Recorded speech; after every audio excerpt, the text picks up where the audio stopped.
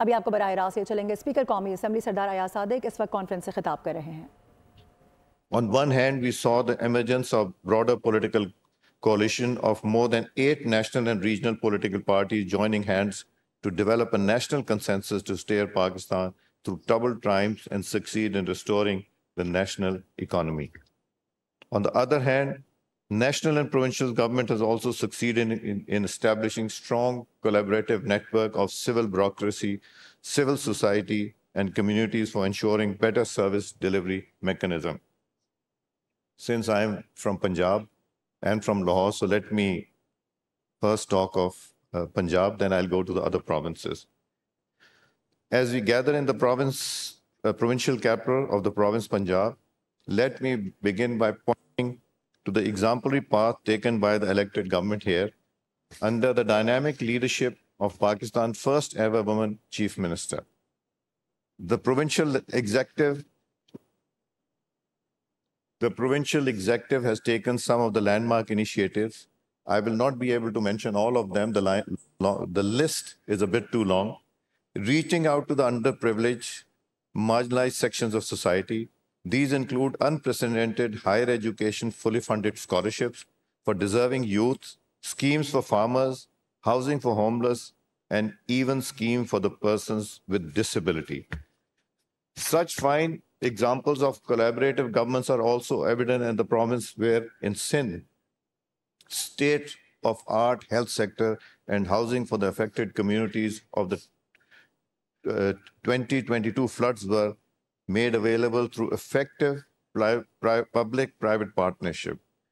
I myself has witnessed those. It was a flood we've never seen in the history of Pakistan, but the way the recovery was made, the way the Sindh government played their role, it is really commendable. The province of Khyber Pakhtunkhwa, through its Ehsaas program the province of Balochistan, through numerous schemes of IT-based service, delivery provisions of cost-effective solar panels to remote communities, addressing growing challenges of energy deficiency and expansion of mining industry on modern footing to provide job opportunities are a few examples which reflect the common resolve to reach out and serve the masses.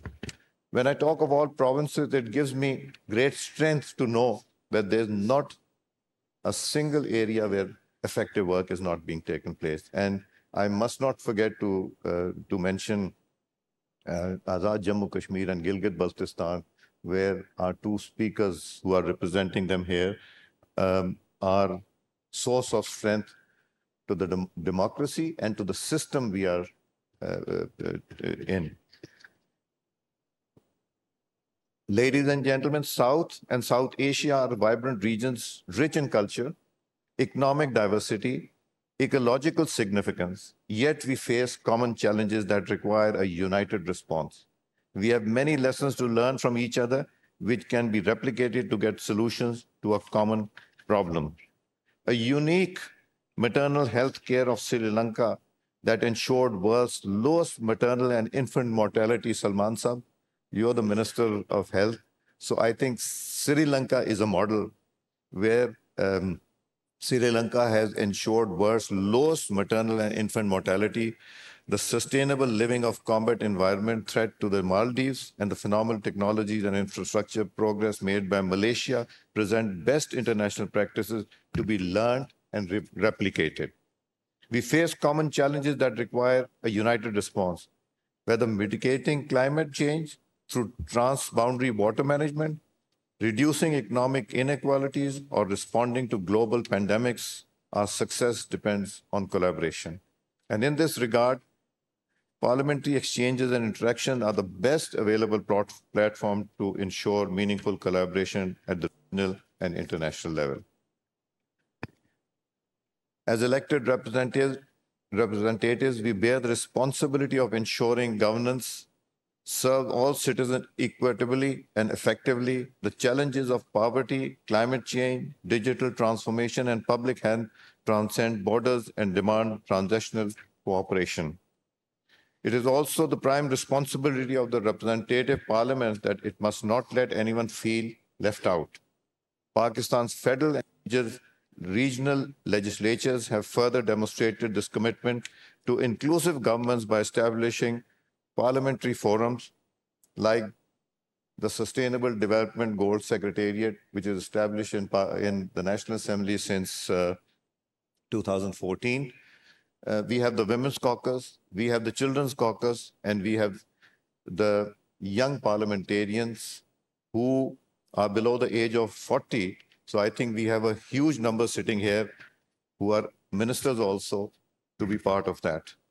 It is a manifestation of a shared belief that our nation's economic growth must be inclusive, empowering, marginalized, and providing equitable opportunity to all. This morning, the Executive Committee of the CPA issued a landmark decision instituting a permanent secretariat of the CPA Asia to be based in the National Assembly of Pakistan. This decision will bring discipline, institutional memory, and record keeping to our fraternity in CPA Asia. On behalf of the National Assembly of Pakistan, I assure this August forum our complete consideration. Ladies and gentlemen, let us devise a joint strategy for tackling climate change, ensuring regional peace, connectivity, and inclusive economic development.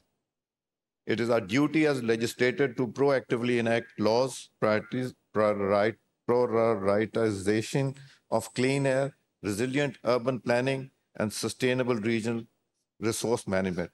We must build consensus on environmental policies, promote cross-border conversation of projects, ensure sustainability remains central to our legislative agenda. Our legislators must regulate artificial intelligence. It's good, but it's scary at times also. Expand digital access and ensure responsible governance of emerging technologies. We must also legislate resilient health care and inclusive education, equipping future generations with skills to thrive in an evolving world. This conference must pave way for innovative solutions, enduring cooperation for an inclusive, resilient, and sustainable future. But dialogue alone is not enough. We must act. We must translate our collective vision into meaningful reforms. Malik Ahmed Khan Sahab, I really thank you. IPU also, Interparliamentary Union, where we need to strengthen and take the provinces on board, engage the provinces in exposing them to international conferences as IPU also.